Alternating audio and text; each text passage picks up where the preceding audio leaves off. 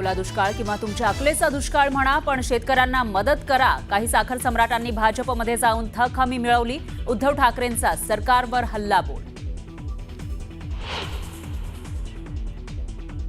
उद्धव ठाकरेंनी आत्मपरीक्षण करण्याची गरज. शेतकऱ्यांसाठी घोषणा केली, मात्र प्रत्यक्षात पैसे दिले का? एकनाथ शिंदेंचा पलटवार.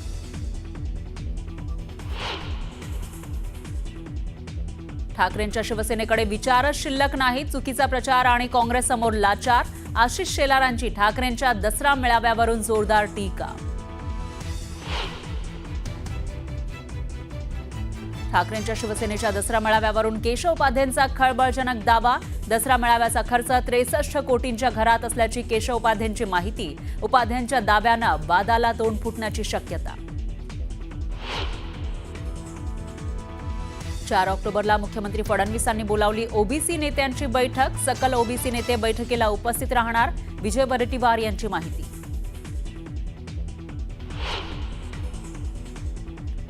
प्रांजल खेबलकरांनी ड्रग्जचं सेवन केलं नसल्याचं रिपोर्टमधून स्पष्ट. ड्रग्ज मागवल्याचा इंस्टाग्राम मेसेजचा पुरावा म्हणून आरोपपत्रात उल्लेख.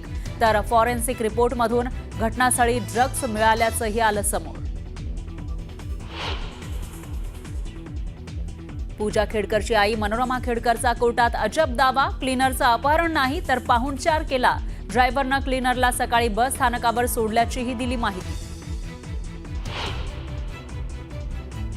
अहिल्यानगर पोलिसांचा प्रताप समोर. निलेश घायवळला पासपोर्ट देण्यात पोलिसांच्या भूमिकेवरच संशय. पोलीस पडताळणी रिपोर्टवरून नवा वाद. तर पुणे पोलिसांचं पथक अहिल्यानगरमध्ये दाखल.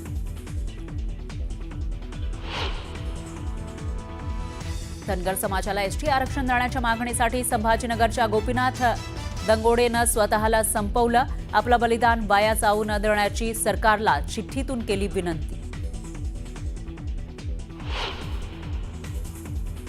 एसटी महामंडळाची प्रस्तावित 10% भाडेवाढ रद्द. एसटी महामंडळाचा प्रवाशांसाठी मोठा निर्णय. परिवहन मंत्र्यांकडून भाडेवाढ मागे घेण्याचे आदेश. ठाकरेंच्या एका विधानाची, त्यांनी कशा पद्धतीने हल्लाबोल केला आहे त्याविषयीची. ओला दुष्काळ म्हणा किंवा अकलेचा दुष्काळ, पण शेतकऱ्यांना तातडीची मदत करा असं म्हणत उद्धव ठाकरेंनी सरकारवर जोरदार हल्लाबोल केलाय. अतिवृष्टीमुळे मराठवाड्यासह अनेक जिल्ह्यांमध्ये प्रचंड नुकसान झालंय. पूरग्रस्तांच्या मदतीच्या मुद्द्यावरून उद्धव ठाकरेंनी सरकारवर जोरदार हल्लाबोल केला. काही साखर सम्राट भाजपमध्ये गेले आणि त्यांनी आपल्या कारखानदारीसाठीच्या कर्जाची थक हमी मिळवली, पण शेतकऱ्याच्या कर्जाची हमी सरकार घेत नाही अशी टीका उद्धव ठाकरेंनी केली. त्यासोबतच शेतकऱ्यांचं कर्ज माफ करा अशी मागणी उद्धव ठाकरेंनी केलेली आहे.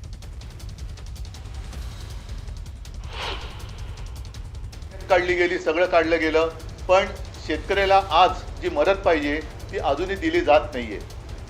मुख्यमंत्रीमध्ये पंतप्रधानांना भेटून आले. पंतप्रधान तिकडे प्रस्तावाची वाट बघतायत आणि मुख्यमंत्री आपला अभ्यास चालू आहे. 2 उपमुख्यमंत्री, 2 हाफ आणि 1 पूल 2 हाफ असे त्यांचा अभ्यास आणि प्रस्ताव बनवणं सुरू आहे. तुमच्या पक्षाच्या नेत्यांनी जे म्हटलं की फोटो लावून मदत केली जाते, त्यावर उपमुख्यमंत्री शिंदे यांचं असं म्हणणं आहे की त्यांना मी उपमुख्यमंत्री माझं गद्दाराच्या प्रश्नाला मी उत्तरच देत नाही. पण त्यावरचे फोटो बघण्यापेक्षा गद्दाराच्या आणि पूर्वीही अशी मदत केली जात होती आणि तेव्हाही फोटो छापले जात होते. मी गद्दाराच्या प्रश्नाला उत्तरच देत नाही. गद्दार तो गद्दारच. आज सुद्धा बोलतो तो गद्दारच आहे आणि गद्दाराला मी उत्तर देत नाही. मुख्यमंत्री आणि दोन्ही उपमुख्यमंत्र्यांनी नुसते मोजरे मारायला दिल्लीत जाता, त्याच्यापेक्षा महाराष्ट्राच्या हक्काच्या मागणीसाठी, महाराष्ट्र संकटात आहे त्या मागणीसाठी म्हणून त्यांनी दिल्लीला जायला पाहिजे. मी ओला दुष्काळ हा शब्द वापरण्यापेक्षा आपत्तीग्रस्त हा शब्द वापरला. आणि आपत्तीग्रस्त, मग आपत्ती, तुम्ही एखादा शब्द नाही म्हणून संकट नाकारू कसं शकता? की ठीक आहे, ओला दुष्काळी संज्ञा नाहीये, नसेल, पण म्हणून तुम्ही झालेलं नुकसान नाकारू शकता का? आणि ओला दुष्काळ ही जर का संज्ञा नसेल तर मग मला असं वाटतं की काही वेळेला माणसांच्या पदाप्रमाणे शब्द बदलतात का? की काही शब्द ते ज्या पदावर असतात तेव्हा ते शब्द अस्तित्वात येतात आणि पदानंतर दुसऱ्या पदावर गेले ते शब्द नाहीसे होतात, असं काय आहे? दरम्यान ओला दुष्काळ जाहीर करण्याची मागणी करत उद्धव ठाकरेंनी केल्या टीकेला उपमुख्यमंत्री शिंदेंनी जोरदार प्रत्युत्तर दिलं. स्वतः मुख्यमंत्री असताना काय काय केलं, किती दिलं, काय दिलं, शेतकऱ्यांचे किती अश्रू पुसले, शेतकऱ्यांच्या बांधावर किती वेळा गेले हे सगळं महाराष्ट्रातल्या शेतकऱ्यांना माहीत आहे. आणि त्यांनी केलेली घोषणा ते नियमित 50,000 रुपये जे नियमित कर्जफेड करणारे शेतकरी त्यांना 50,000 रुपये इन्सेंटिव्ह देण्याचा निर्णय घेतला. दिले कुठे? त्यामुळे पहिलं स्वतःने आत्मचिंतन केलं पाहिजे, स्वतःच्या गिरेबांमध्ये झाकून बघितलं पाहिजे की आपण काय केलेलं आहे. दरम्यान ओल्या दुष्काळाच्या मागणीवरून आक्रमक झालेल्या उद्धव ठाकरेंनी देवेंद्र फडणवीसांच्या पूर्वीच्या पत्राचा उल्लेख केलेला आहे. पाहूया. सातत्याने ओला दुष्काळाची मागणी होत असते, पण मॅन्युअलमध्ये ओला दुष्काळ कुठेही नाही. आजपर्यंत कधी ओला दुष्काळ जाहीर झालेला नाही. तथापि आम्ही हा निर्णय घेतला की ज्यावेळी दुष्काळ पडतो त्यावेळी ज्या ज्या उपाययोजना आणि सवलती आपण देतो त्या सगळ्या सवलती आता यालाही म्हणजे दुष्काळ तर त्याला टंचाई म्हणतो आपण, तशाच प्रकारची दुष्काळी टंचाई पडली आहे असं समजून त्या सगळ्या सवलती याही वेळी लागू करण्याचा निर्णय हा राज्याच्या मंत्रिमंडळाने घेतलेला आहे. हे बाकीचं सगळं पत्र आहे. आता त्यातल्या शेवटच्या ज्या 2-3 ओळी आहेत, 2च, की नुकसानीची व्यापकता आणि सार्वत्रिक झालेले नुकसान पाहता तातडीने ओला दुष्काळ जाहीर करून दुष्काळाच्या निकषाप्रमाणे ही मदत दिली गेली पाहिजे. आपण तातडीने लक्ष घालावे ही विनंती. आपला गिचमीड देवेंद्र फडणवीस. नाही, गिचमीड म्हणजे त्यांची सही आहे तसं मी म्हटलं, मला वाचता नाही वाचता येतं तो बघा तुम्ही सही. पण अशी हे त्यांनी त्यावेळेला दिलेलं हे पत्र आहे. आता तेव्हा ओला दुष्काळी संज्ञा होती आणि मग तुमचं सरकार आलं होती संज्ञा काढली का? तर हे फालतू शब्दाचे खेळ करू नका. चला सुरुवात करूयात महत्त्वाच्या बातमीने. ओला दुष्काळ किंवा तुमच्या अकलेचा दुष्काळ म्हणा, पण मदत करा अशा शब्दात उद्धव ठाकरेंनी सरकारवर जोरदार हल्ला चढवलाय. शेतकऱ्यांना मदत करण्याऐवजी सरकार त्यांच्या धुंदीत असल्याचं उद्धव ठाकरेंनी म्हटलंय. काही साखर सम्राटांनी भाजपमध्ये जाऊन थक हमी मिळवली, शेतकऱ्यांच्या कर्जाची हमी मात्र कुणी घेत नाही असं देखील उद्धव ठाकरेंनी म्हटलंय. सर्व शेतकरी भाजपात गेल्यावर कर्जमाफी करणार का असा सवाल देखील उद्धव ठाकरेंनी विचारलाय. गोरगरीब शेतकऱ्यांना सरकारनं न्याय द्यावा, अतिवृष्टीग्रस्तांना हेक्टरी 50,000 रुपयांची मदत द्या अशी मागणी देखील उद्धव ठाकरेंनी केली आहे. तर राज्यातील शेतकऱ्यांना कर्जमुक्त करा उद्धव ठाकरेंनी मागणी केल्याचं आपण बघतोय. केंद्राचं पथक अजूनही पाहणीसाठी आलेलं नाहीये आणि पंतप्रधान आवास योजनेतून तात्काळ घरं बांधून द्या असं देखील उद्धव ठाकरेंनी म्हटलंय. कागदी घोडे नाचवण्यापेक्षा शेतकऱ्यांकडे जा असं देखील उद्धव ठाकरेंनी म्हटल्याचं आपण बघतोय. महाराष्ट्राच्या हक्काच्या मागणीसाठी दिल्लीत जा असा देखील टोला त्यांनी लगावलेला आहे. गद्दारांच्या प्रश्नांना मी उत्तर देत नाही असा देखील उद्धव ठाकरेंनी निशाणा साधला.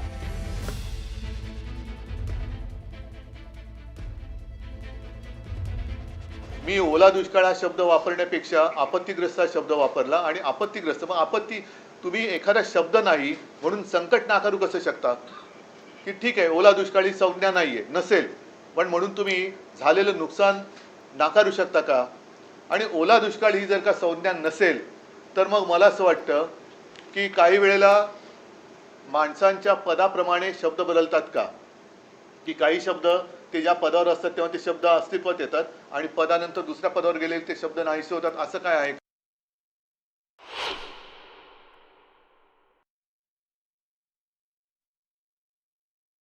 हे बाकीचं सगळं पत्र आहे.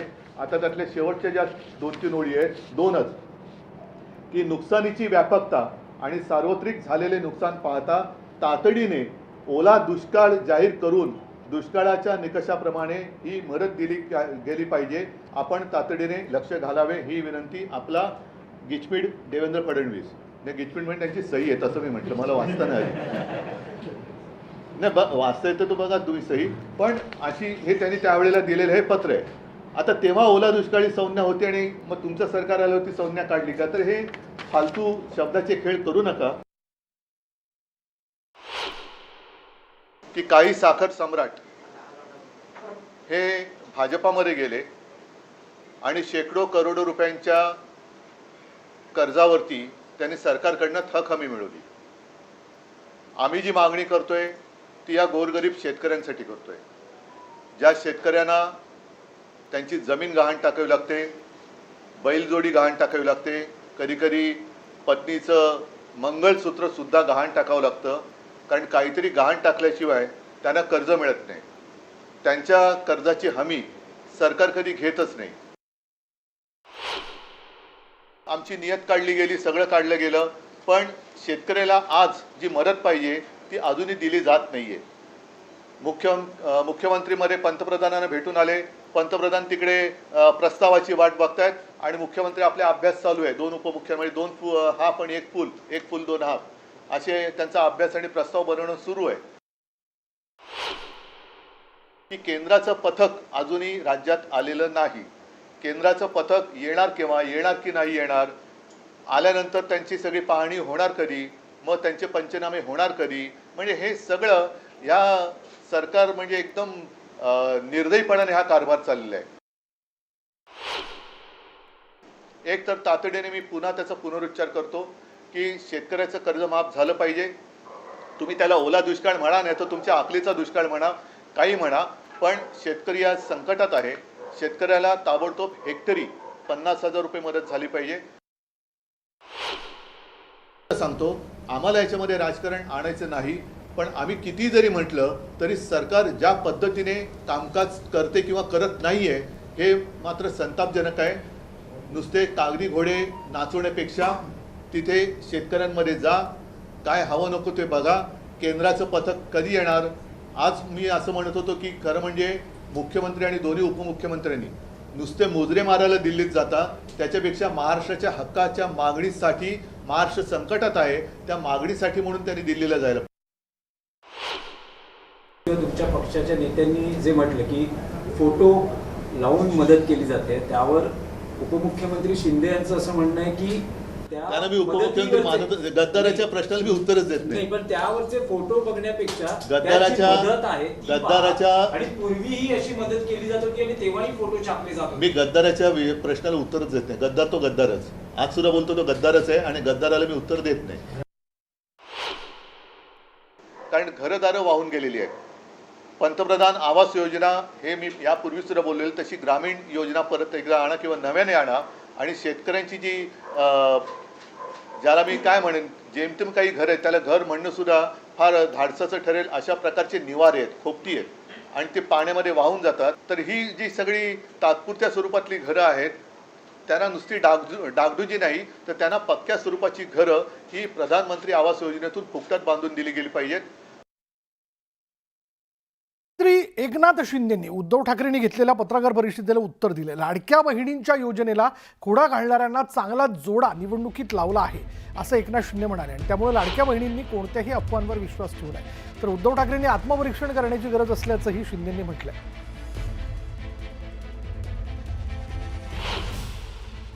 स्वतः मुख्यमंत्री असताना काय काय केलं, किती दिलं, काय दिलं, शेतकऱ्यांचे किती अश्रू पुसले, शेतकऱ्यांच्या बांधावर किती वेळा गेले, हे सगळं महाराष्ट्रातल्या शेतकऱ्यांना माहीत आहे. आणि त्यांनी केलेली घोषणा ते नियमित 50,000 रुपये जे नियमित कर्जफेड करणारे शेतकरी त्यांना 50,000 रुपये इन्सेंटिव्ह देण्याचा निर्णय घेतला. दिले कुठे? त्यामुळे पहिलं स्वतःने आत्मचिंतन केलं पाहिजे, स्वतःच्या गिरेबानमध्ये झाकून बघितलं पाहिजे की आपण काय केलेलं आहे. ठाकरेंनी घेतलेल्या पत्रकार परिषदेमध्ये त्यांनी जे काही आरोप केले किंवा त्यांच्या मागण्या ज्या काही मांडलेल्या त्याला उत्तर म्हणून आता एकनाथ शिंदेंनी देखील पत्रकार परिषदेत आपलं म्हणणं मांडलेलं आहे. त्यांनी असं म्हटलं की उद्धव ठाकरेंनी आत्मपरीक्षण करण्याची गरज आहे. त्यांच्या कालावधीमध्ये शेतकऱ्यांना किती मदत दिली गेली हा देखील मुद्दा त्यांनी उपस्थित केला आणि सरकार शेतकऱ्यांच्या कायम पाठीशी उभं आहे असं देखील त्यांनी म्हटलेलं आहे. लाडक्या बहिणींनी त्यांची योजना बंद होईल या विषयाला घेऊन अजिबात चिंता करू नये, त्यांची योजना ही सुरू राहणार आहे, कोणत्याही प्रकारच्या अफवांवरती विश्वास ठेवू नये असं देखील एकनाथ शिंदेंनी म्हटलेलं आहे. त्यामुळे उद्धव ठाकरेंच्या सगळ्या आरोपांवर, त्यांच्या मागण्यांवर उत्तर देत असताना एकनाथ शिंदेंनी देखील आपली बाजू स्पष्ट केलेली आहे. त्यामुळे लाडक्या बहिणीने अफवांवरती विश्वास न ठेवता ही योजना ही निरंतर काल सुरू राहील, यापुढेही सुरू राहील असं त्यांनी म्हटलंय. ती कधीही बंद होणार नाही याबद्दल त्यांनी लाडक्या बहिणींना आश्वस्त केलं. पण त्याचबरोबर राज्यातील शेतकऱ्यांचं जे काही नुकसान झालेलं आहे त्याबद्दल राज्य सरकार त्यांच्या पाठीशी असल्याचं देखील त्यांनी ठामपणे सांगितलंय. मागणी किती करावी, कोण करावी आणि कुणी करावी हा त्याचा भाग आहे. पण तो सरकार एवढंच आमचं सरकार म्हणून, महायुती सरकार म्हणून शेतकऱ्याला जे काही संकटात शेतकरी सापडलेला आहे त्याचं संकट मोठं आहे हे मी पुन्हा एकदा सांगतो. त्यामुळे आम्ही अटी शर्ती बाजूला ठेवून शेतकऱ्याच्या पाठीशी उभं राहतो आणि आतापर्यंत शेतकऱ्याच्या मागं आम्ही उभे राहिलेलो आहोत. शेतकऱ्याला वाऱ्यावर आम्ही सोडणार नाही. जर सरकार देखील आदरणीय प्रधानमंत्री मोदीजी शेतकऱ्यांबद्दल अतिशय संवेदनशील आहेत, म्हणून तर शेतकऱ्यांसाठी त्यांनी शेतकरी सन्मान योजना सुरू केली, शेतकऱ्यांसाठी अनेक योजना सुरू केल्या. त्यामुळे केंद्र आणि राज्य सरकार तर पूर्ण ताकदीने उभं राहील. केंद्र सरकार देखील या शेतकऱ्यांच्या मागं उभं राहील हा विश्वास आम्हाला आहे.